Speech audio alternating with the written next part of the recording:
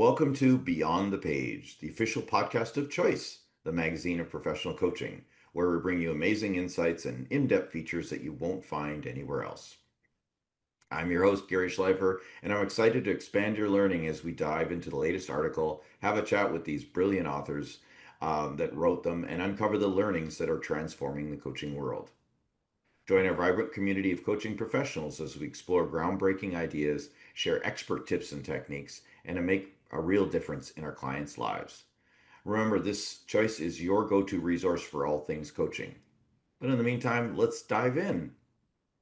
In today's episode, I'm speaking with executive coach Shankar Subramaniam and psychometric, I had to struggle with this one, psychometrician, correct? Right. Mukhunth Raghavan, who are the authors of an article in our latest issue, Coaching, Anti-Racism, and the Backlash Against DEI. The article they wrote is called Aspiring Immigrant Leaders Face Unique Challenges, Coaching Immigrants for Leadership. A little bit of about Shankar. Has a PhD, a CCCP, almost sounds like the Russian Soviet Union, but anyway, PEC, the president and CEO of Dr. Shankar Coaching and Consulting, an internationally recognized academic researcher turned executive coach. Shankar's passion is understanding people and helping them unlock their innate excellence through coaching and team building. He focuses on coaching leaders for communication and executive presence, especially immigrant professionals in the tech industry. He brings experience from a quarter century of research in engineering, as well as teaching and advising, founding a research center, and developing an award winning mentoring program for junior faculty. He is Emeritus Professor of Mechanical Engineering at Iowa State University. A little bit about Mukhunth. Mukhunth is a talented strategist, psychometrician, and AI researcher shaping the future of work. Oh, we will touch on that. With a PhD in industrial organizational psychology, he has pioneered machine learning tools for personality assessment and designed innovative talent systems for Fortune 500 companies. His work has transformed leadership development, workforce analytics, and coaching strategies.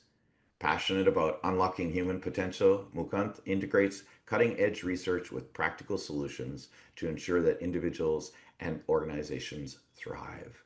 He currently works as a research scholar at Tampa General Hospital, investigating the impact of professional development on worker and patient outcomes. Wow. Thank you so much, gentlemen, for joining us today on this podcast. Oh, thank you for having us, Gary. We're delighted to be here. Okay, Yeah, it's a pleasure you to be guys here. are not only in different realms, you're in different parts of the country down in the US. We How did you guys get together and how did this whole project, paper and model evolve? You want to take that, Vikram? yeah. Yeah, it's a great question. We met through a mutual friend who I met at a previous workplace. In fact, the friend that connected us, I hadn't seen him or Shankar in person, even though I'd known them for about a couple of years at that point, until we met at our friend's wedding. So Okay. that's how so I flew across the country to California to attend that wedding and see them both in person. Right. Shankar at the time was going through his coaching certification program and was working on this research project and brought me in as just to consult on some of the thoughts that he was playing with there.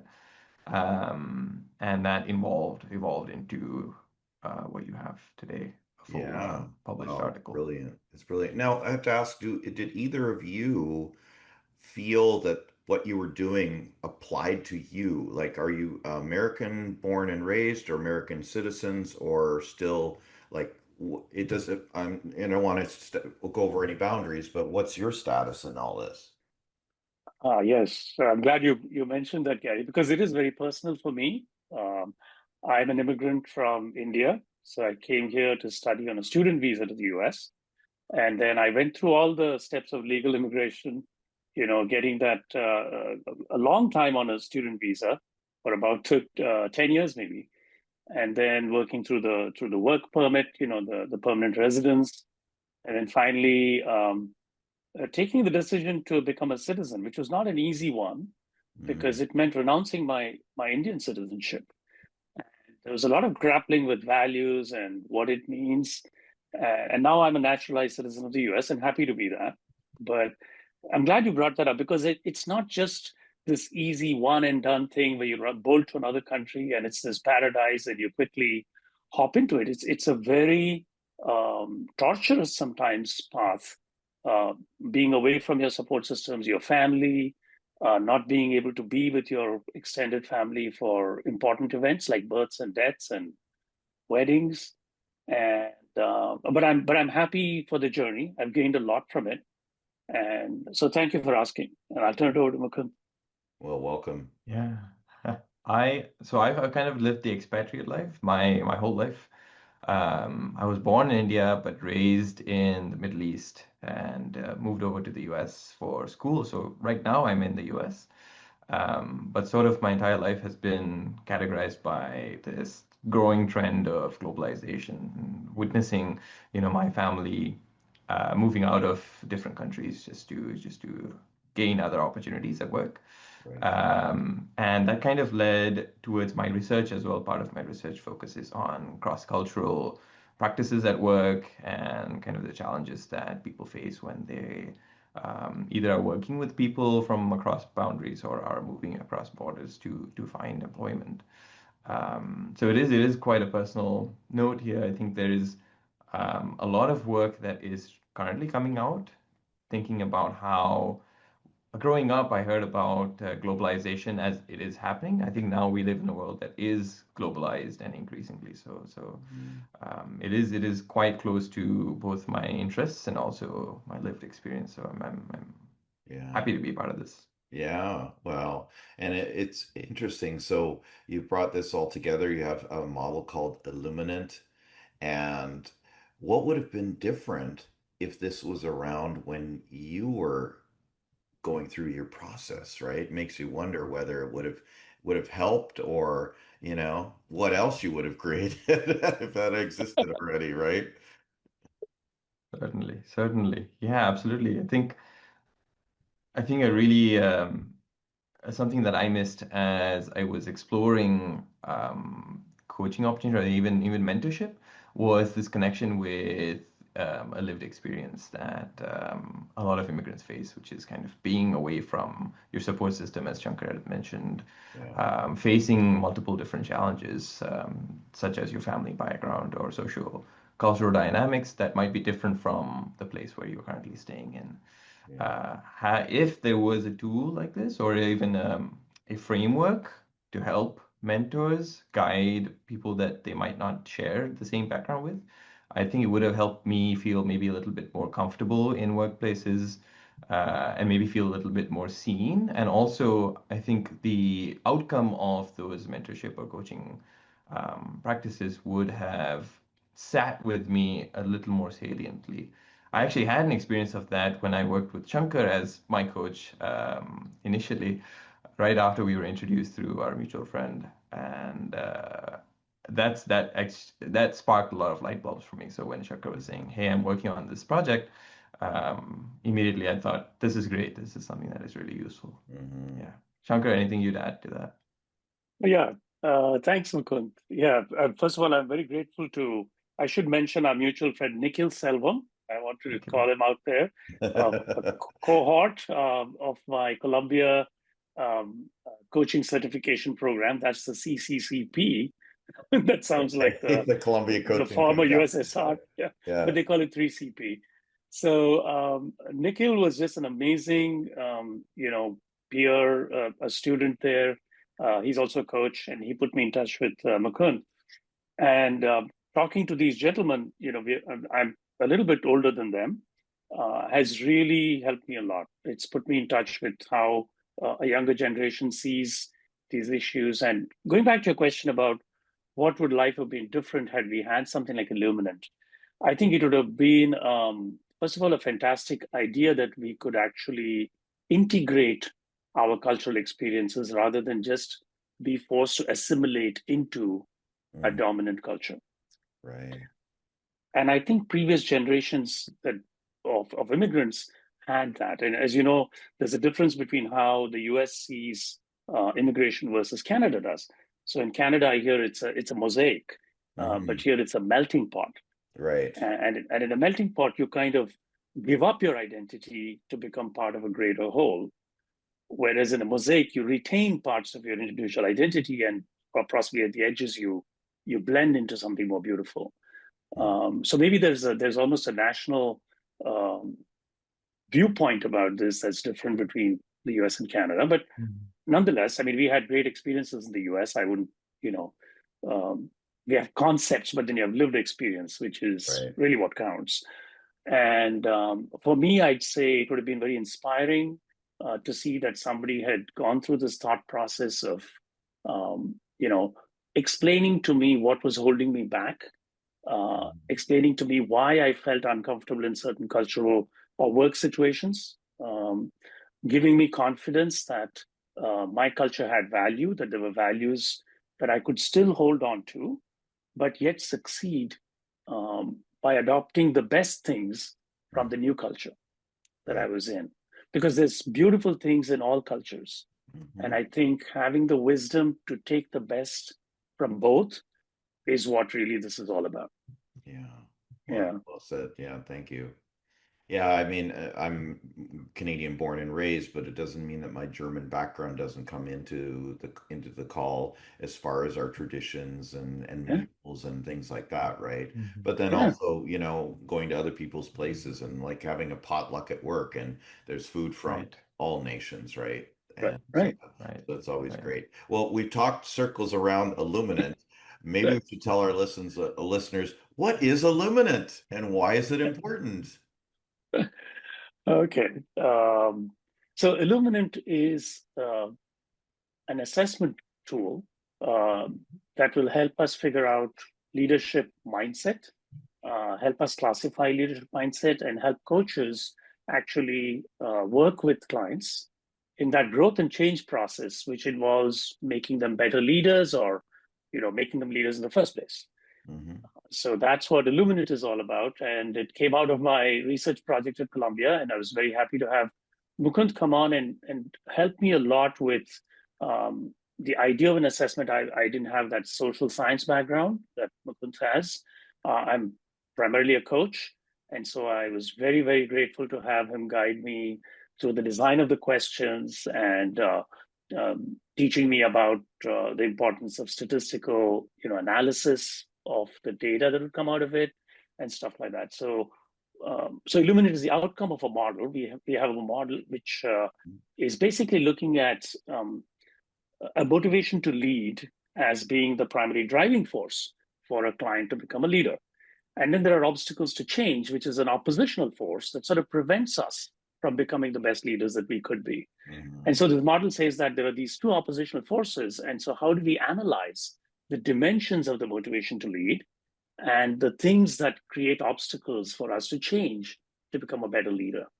And we trace the origin of those forces to what we call causal determinants. So, basically, your individual predisposition, the family dynamics that you encountered when you were growing up, and the cultural environment in which you grew up, and Hmm. of course that you're now in. So all those changes, and that family dynamics helps us distinguish between first and second generation immigrants. Hmm. So it helps us tease out that difference. And using that, we also brought in some research on motivation, general theories of motivation, where they say that people seek autonomy, competence, and relatedness are three sort of very important valences, they say, or that drive us to do things. Right. And so what we try to see is if you're supported in those, that would give you a motivation to lead. And if you were unsupported in those, then that might be an obstacle to change. And so using that, we built this model, and then we have a bunch of questions, and it's a self-assessment. So, a coach would give it to a client, and they could work on it, and then we have a whole guide how to interpret the answers, and so we try to be pretty thoughtful about using that, and then they could build into follow-on coaching questions that they could Mhm. use to then, yeah, Yeah, you had some great questions in the article as well. It begs Mhm. a bit of the question. I mean, it's okay. So part of it's obvious if they're immigrants, right? Mhm. Because they'll hopefully self-declare or something will be an indicator in the onboarding and coaching.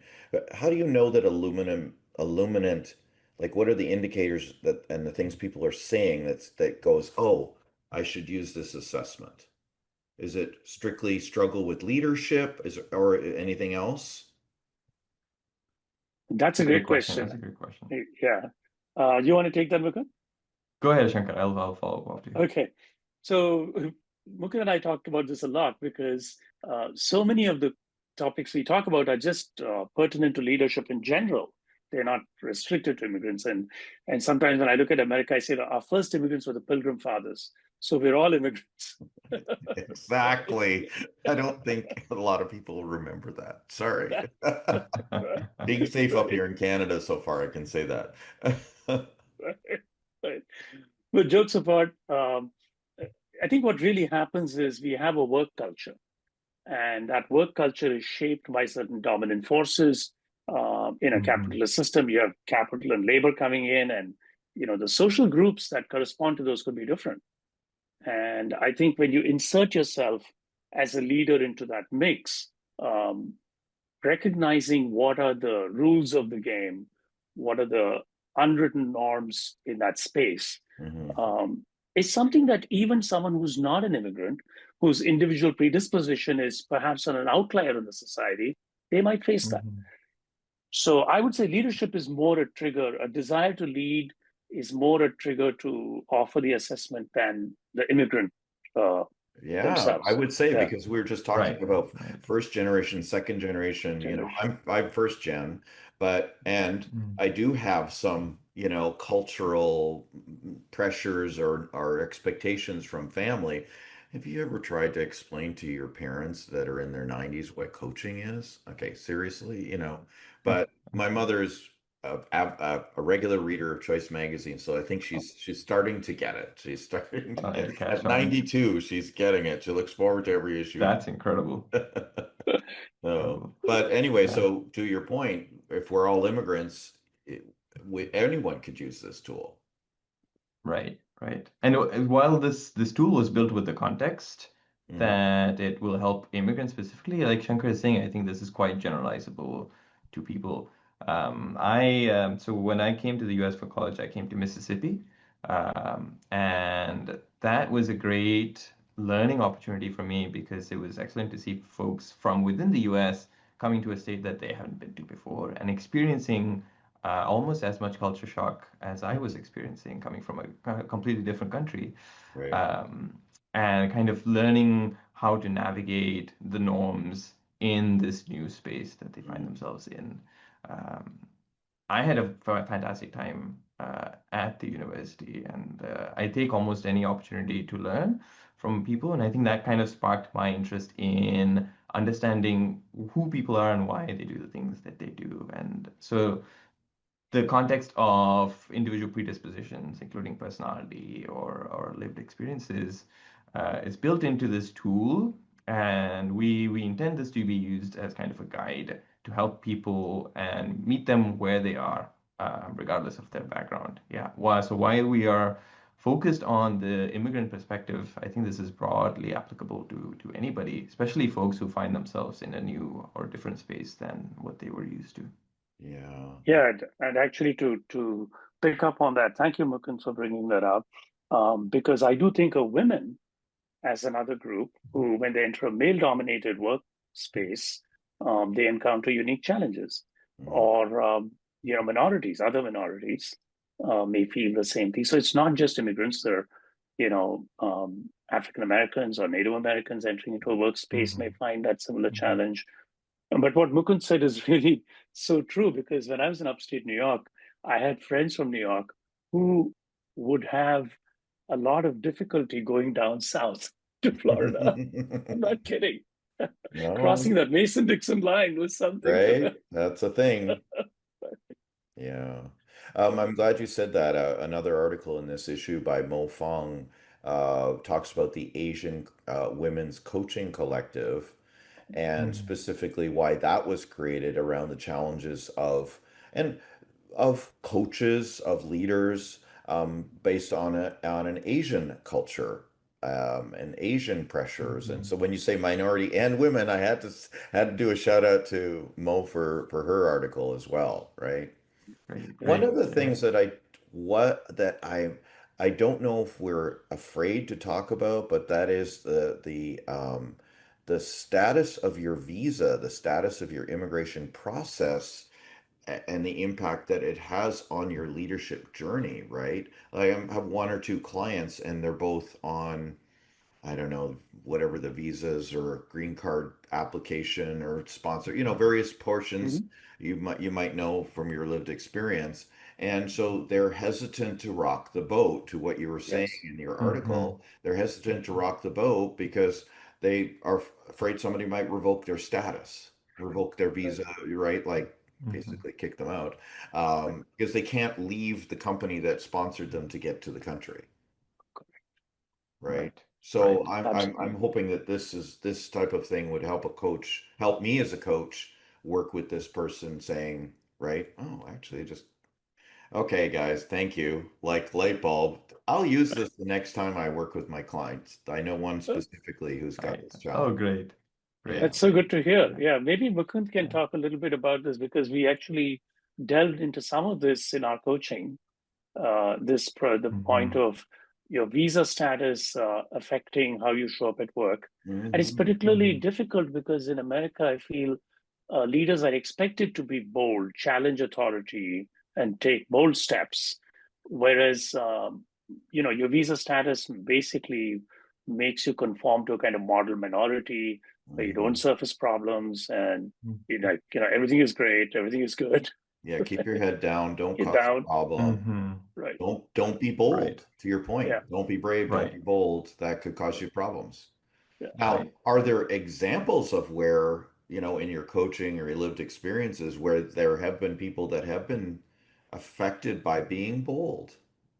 And will this model help them keep their boldness or access it? Yeah, Thing. it's a good question. I think the way that this framework is couched in this dichotomy between what people are motivated by Hmm. versus the obstacles they're facing, the challenges to success that they might be perceiving, helps uncover some of those the clashing forces, right? So I think there is an encouragement to be bold and do the right thing while letting things out of your control kind of play out as they will. Yeah. You're not trying to challenge existing systems just for the sake of challenging it, but if you're trying to get real work done or make progress, Yeah. I don't think there should be much of a fear in terms of status getting revoked.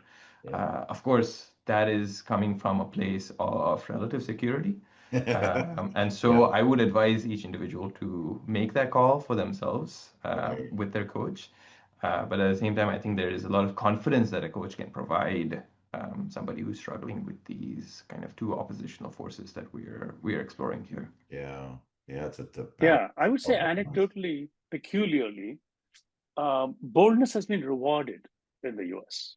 I would say anecdotally. I'm not saying statistically, but Hmm. the people I've talked to who have risen very high in the United States and have done the boldest things. Mhm, They have not been afraid. They've mhm, just challenged or taken the bull by the horns. Hmm. mhm. I'm not saying that I don't personally don't know of any cases where the retaliation has been negative and they were sent out. That could change. Our climate is changing as we speak. I'm talking about things that happened 10, 15 years ago. But I would still say, as Mukund says, it's a very personal decision. We want the client to act in concordance with their deepest values Right. and with and so if security is a huge value, then that is a value. You got to respect that. So I wouldn't advise a Right. client, and as you know well as a coach, to do one or the other, but I Hmm. would encourage them to come to a decision that they feel comfortable with and they feel their Right. energy is in that direction. Yeah. Right, right. And Yeah. one more thing to touch on here is that a lot of times those folks might not know exactly what their values are or be able to Mhm. pinpoint those. So one thing that this tool and framework helps is that conversation between the coach and the employee to uncover what are those motivating forces, what are the values that underlie these thoughts, especially when you're thinking about a lot of different things. Oh, my visa status, my work, Mm. family back home, my family here, dependents. I think sometimes you get lost in the pool of consciousness that is going on and all the thoughts that might be swimming together. So we are promoting this tool and this framework, this approach as an opportunity for people to come and kind of let go of those thoughts in a way that helps them identify what are the values that they are really motivated by and what will promote them towards success. And perhaps those answers could look different from person to person.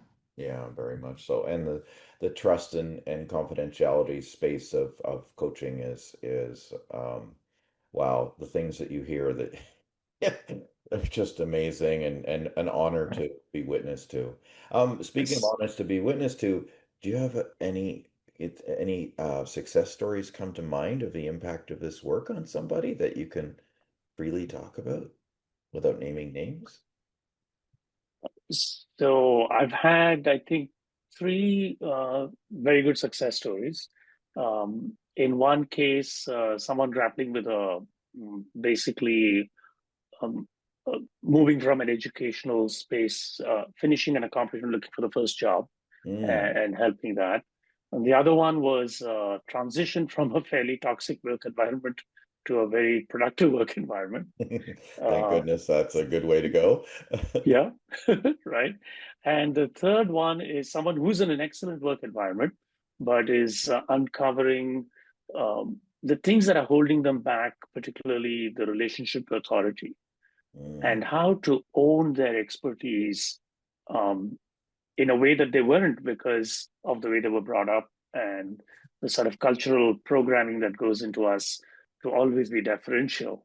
You're right. And Yeah. now to stand up and speak with Mhm. your own voice. Yes, I know this stuff. This is what I'm an expert in, and do it in a Mhm. non-threatening way, but in a way that really allows them to bloom like a flower. It's like a bud just opening up and showing all the beauty that they have to offer, the gifts that they bring. So Oh my goodness. I can, That last one, yeah, that could apply to all of my clients. I don't want to seem like I'm bragging. I don't want to seem like, and it's like, it doesn't matter where they're from, where they were born. They're like, Right, right. pretty much all of them. It's interesting, right? Your culture in the US is about heroes and bravery and boldness and all this. And then we're working with all these people and we get the real story is that's exceptions, not the rule, right. right? Right, Yes, right, so true. Yeah. right. I love it. I love it. Yeah. Gentlemen, oh my goodness, fabulous conversation. I could go on and on, but we can't. Um, what would you like our audience to do as a result of the article and this conversation? I think for me, it would be wonderful if someone is a coach who's listening to this, if they would reach out to us and use the assessment tool in their Mhm. coaching. Um, I hope one thing is that it at least sensitized coaches to the awareness that people may Yeah. have these things that they bring Mhm. to a coaching session. And then, of course, I do have the gift offer in our to three free coaching sessions to whoever wants to pick them up, and that's something I'm happy to offer. Oh, I wow, think very just generous. using it, Thank you. it's my pleasure. Yeah. And thank you for the opportunity to reach the audience. So I think anyone Mhm. who would wants to dig deeper into this can contact Mukhunth or me, and we'd be happy to talk more about it. Share our. It's all free. The assessment is free. They can Mhm. download it, use it, use the Mhm. follow-on questions. We're just looking to connect and help the community as best as we can. And if someone Mhm. is a client, then I hope that they will see that we as coaches and in Choice Magazine are very thoughtful about what we're trying to do here, Mhm. and we want to deliver the best coaching, improve our Mhm. practices, and looking for the best outcomes for our clients. Yeah, thank you. Well Yeah. said. Right, right. And we'd love feedback on the Yes. tool. If Yes. coaches out there are using it Yeah, and would like to give us some thoughts, we're always looking to continually improve. awesome. The tool is based on standard psychometric practices, but if there's an opportunity to collect data, or if you folks want to send anonymized data our way, we'd love Mhm. to explore this further and then maybe even go for improvement. improved versions as time goes. Research never stops, gentlemen. Research never stops. What's the best way to reach you? So my email is Dr. Shankar, DrShankar, at drshankarcoach, one word, .com. Excellent. Mukhunth, same way to get a hold of you, or Yes, you can reach me by email at mukhunth@gmail.com, mukhunth@gmail, or find me on LinkedIn. Either of those would there be we go. great. Gentlemen, thank you so much for doing this, for your contribution to the world, to the support of immigrants, and I'm sure so many other things based on your background.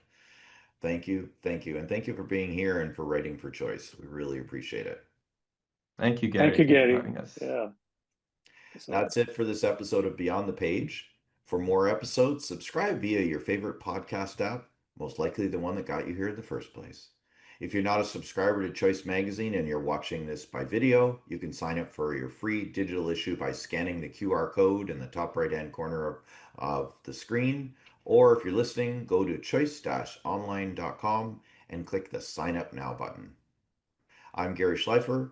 Enjoy the journey of mastery.